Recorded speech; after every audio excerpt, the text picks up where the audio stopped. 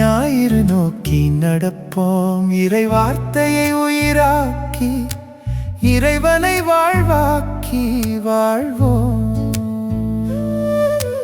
வாருங்கள், இறை வார்த்தையை அறிந்து அன்பு செய்து சாட்சிகளாவோம்.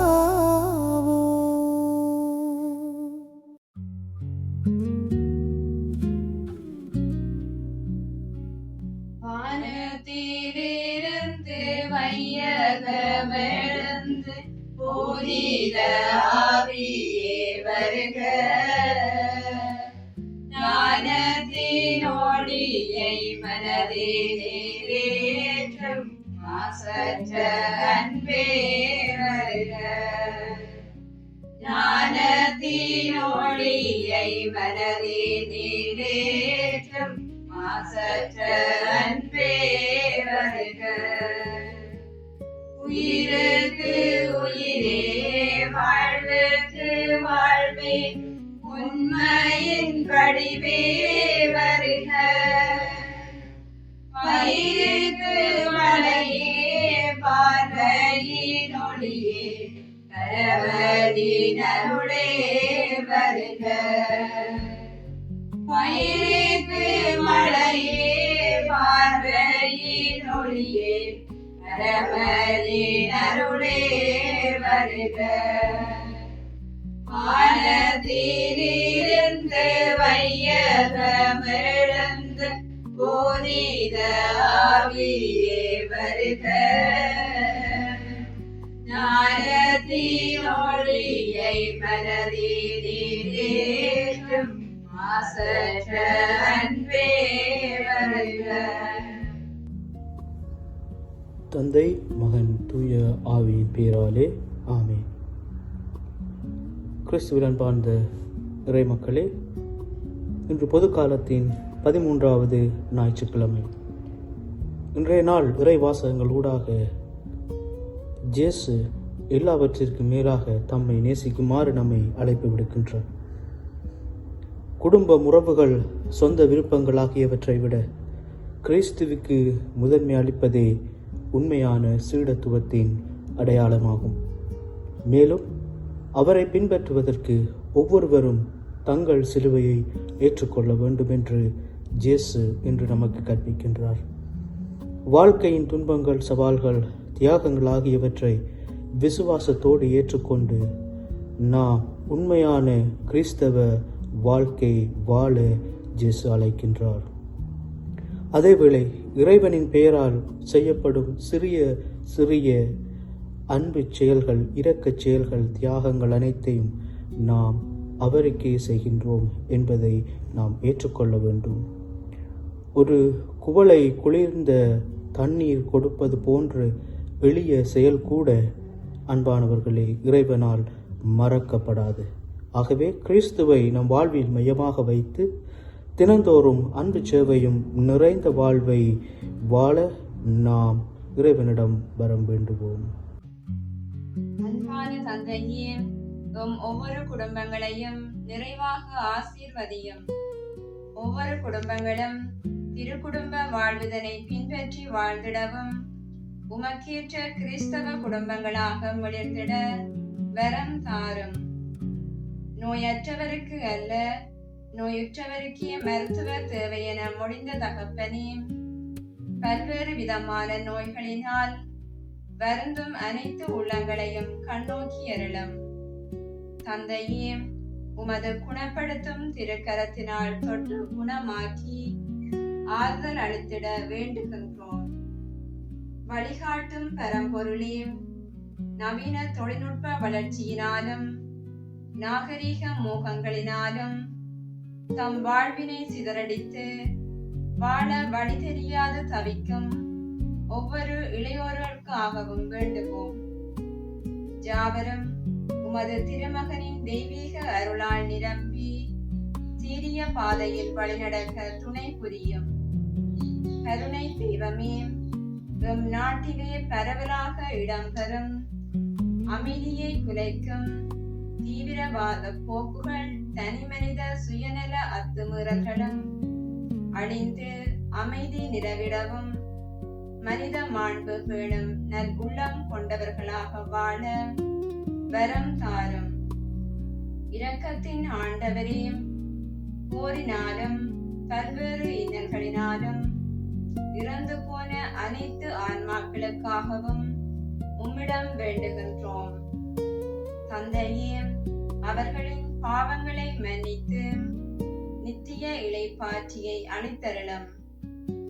பேரன்பின் தந்தையே, மறைவுடலாக விளங்கும் திரு அவையினையும் அதில் பணியாற்றும் ஒவ்வொரு இறை பணியாளர்களையும் நிறைவாக ஆசீர்வதியும்.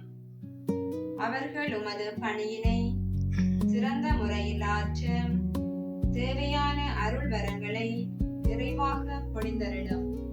இவற்றையெல்லாம் உங்கள் ஆண்டவராகிய இயேசு கிறிஸ்து வழியாக உம்மை மன்றாடுகிறோம். ஆமென்.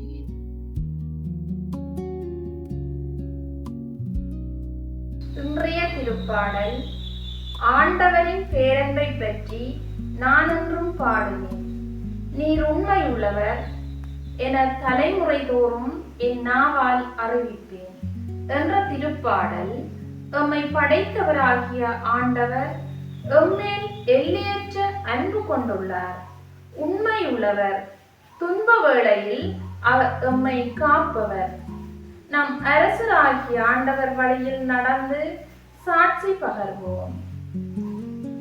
பதிலுரை பாடலுக்கு உங்கள் பல்லவியாக ஆண்டவரின் பேரன்பை பற்றி நான் என்றும் பாடுவேன். ஆண்டவரின் பேரன்பை பற்றி நான் என்றும் பாடுவேன். ஆண்டவரின் பேரன்பை பற்றி நான் என்றும் பாடுவேன். ஆண்டவரின் பேரன்பை பற்றி நான் என்றும் பாடுவேன். நீர் உண்மை உள்ளவர் என தலைமுறை தோறும் என் நாவால் அறிவிப்பேன். உமது பேரன்பு என்றென்றும் நிலைத்துள்ளதென்று அறிவிப்பேன். உமது உண்மை வானை போல் உறுதியானது. ஆண்டவரின் பேரன்பை பற்றி நான் என்றும் பாடுவேன். விழாவில் பேரொளி அறிந்த மக்கள் பெரு பெற்றோர். ஆண்டவரே, உம்முகத்தின் ஒளியில் அவர்கள் நடப்பார்கள். அவர்கள் நாள் முழுவதும் பேரில் களி கூறுவார்கள்.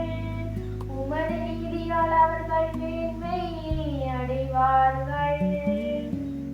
ஆண்டவரின் பேரன்பை பற்றி நான் என்றும் பாடுவேன். ஏனெனில் நீரே அவர்களது ஆற்றலின் மேன்மை. உமது தயவால் எங்கள் வலிமை உயர்த்தப்பட்டுள்ளது. நம் கேடயம் ஆண்டவருக்குரியது. நம் அரசர் இஸ்ரவேலின் தூயவருக்கு உரியவர். ஆண்டவரின் பேரன்பை பற்றி நான் என்றும் பாடுவேன்.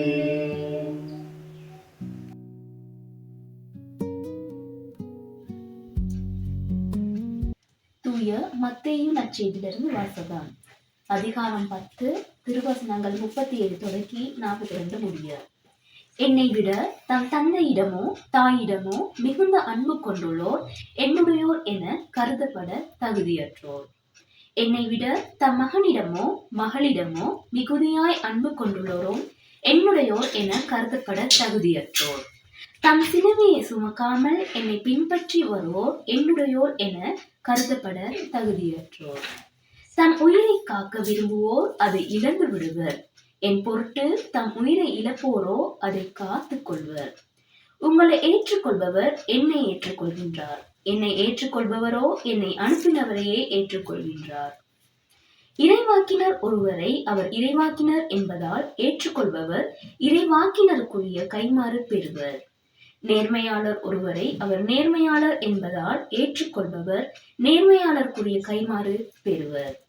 இச்சிறியோருள் ஒருவருக்கு அவர் என் சீடர் என்பதால் ஒரு கிண்ணம் குளிர்ந்த நீராவது கொடுப்பவரும் தம் கைமாறு பெறாமல் போகார். என உறுதியாக உங்களுக்கு சொல்கின்றேன். இது ஆண்டவர் வழங்கும் அருள்வாக்கு. கிறிஸ்துவே உமக்கு புகழ்.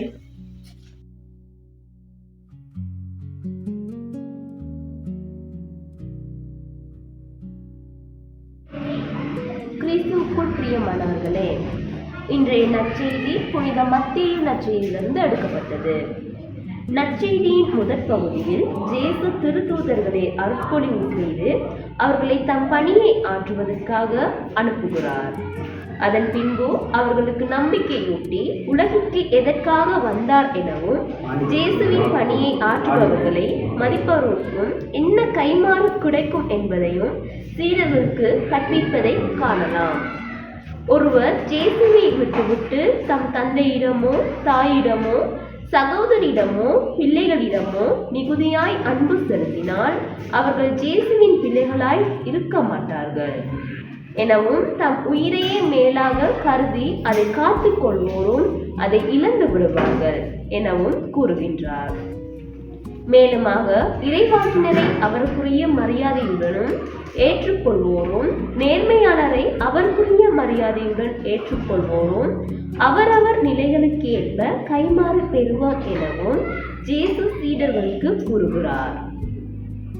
இறுதியாக இவற்றை எல்லாவற்றையும் விட ஒருவர் இயேசுவின் சீடர் என்பதற்காக ஒரு கிண்ணம் நீரையாவது கொடுப்பவர்கள் தங்களுக்குரிய கைமாறை உறுதியாக பெறுவார்கள் என இயேசு சீடர்களுக்கு கூறுவதை இந்நற்செய்தியில் வெளிப்படுத்தி நிற்கின்றது.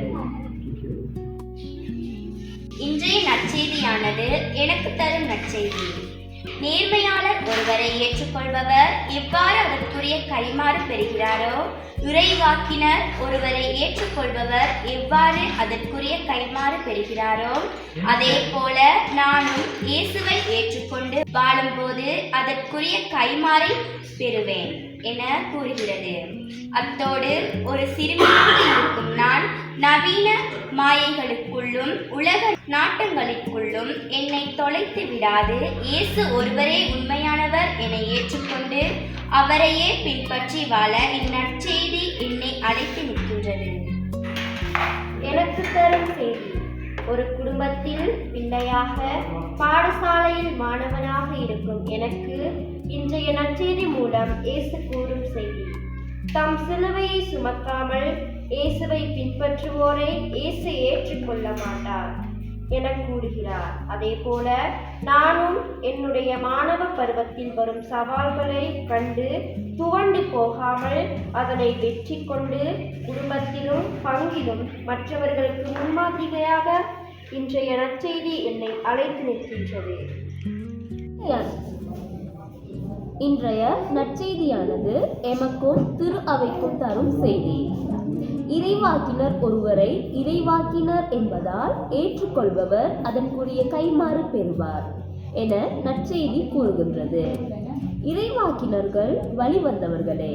என் திருத்தந்தையர்கள், ஆயர்கள், குருக்கள், துறவிகள் அவர்களை தாம் ஏற்றுக்கொண்டு அவர்களின் போதனைகளை பின்பற்றி வாழ அழைக்கப்பட்டுள்ளோம். ஆனால் எம் பங்குகளில் சபைகளில் ஒருவர் இறைவனது பணியை ஆற்றுவதற்கு முன்வந்தால் அவரை ஏற்றுக்கொள்கின்றோமா? அவர்களது தனிப்பட்ட வாழ்க்கை முறையை முன்னிட்டு அவர்களை ஒதுக்குகின்றோம். அது மட்டுமல்லாமல் எங்களை வழிநடத்தும் அருட்தந்தையர்களை மதித்து அவர்களின் வழிகாட்டலை பின்பற்றுகின்றோமா? ஊர் பழக்க வழக்க முறைகள் என எத்தனையோ பங்குகளில் அருட்தந்தையர்கள் புறக்கணிக்கப்படுகின்றார்கள். எனவே இன்றைய நற்செய்தியானது எம்மை இறைவனது பணியை ஆற்றுபவர்களை ஏற்றுக்கொண்டு அவர்கள் வழியில் நடக்க அழைக்கின்றது. அத்தோடு இன்று பாப்பரசு தினத்தை திரு அவை கொண்டாடுகின்றது. ஆகவே எம்முடைய திருத்தந்தைக்காக நாம் செபிக்க வேண்டும் என்பதையும் இன்றைய நற்செய்தி எமக்கு அழைப்பு விடுக்கின்றது. அன்பான தந்தையே இறைவா, இன்றைய இனிய நாளை எம் கண்கள் காண்பதற்கு நீர் அருள் புரிந்தமைக்கு உமக்கு நன்றி கூறுகின்றோம். கடந்த வாரத்திலிருந்து இந்த வாரம் வரையும் எம்மோடு கூட இருந்து பாதுகாத்து வழிநடத்திய தந்தையே, உமக்கு எமது கோடான கோடி நன்றிகளும் ஸ்தோத்திரங்களும். ஆண்டவரே, பயணிக்கும் ஒவ்வொரு பயணங்களாக இருந்தாலும் வாழ்வின் ஒவ்வொரு படிகளாக இருந்தாலும் எம்மையும் கரங்களின் சிறகுகளில் காத்து வழி நடத்திய தந்தையே உமக்கு நன்றி கூறுகின்றோம். ஆமென். மரியனின் கரங்களில் எம் அனைவரையும் ஒப்படைத்து மன்றாடுவோம். மாசில்லாமல் உட்பவித்த தேவ மாதாவே, பாவிகளாயிருக்கிற எங்களுக்காக மன்றாடும். மாசில்லாமல் உட்பவித்த தேவ மாதாவே, பாவிகளாயிருக்கிற எங்களுக்காக மன்றாடும். மாசில்லாமல் உட்பவித்த தேவ மாதாவே, பாவிகளாயிருக்கிற எங்களுக்காக மன்றாடும். ஆண்டவர் உங்களோடு இருப்பாராக. ஆன்மாவோடும் இருப்பாராக. எல்லாம் வல்ல இறைவன் தந்தை, மகன், தூய ஆவி உங்களையும் உங்கள் ஒவ்வொருவரையும் நிறைவாக ஆசீர்வதித்து வழிநடத்தி பாதுகாப்பாராக.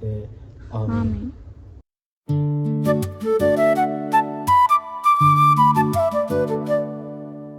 ஞாயிறு நோக்கி நடப்போம், இறை வார்த்தையை உயிராக்கி இறைவனை வாழ்வாக்கி வாழ்வோம். வாருங்கள், இறை வார்த்தையை அறிந்து அன்பு செய்து சாட்சிகளா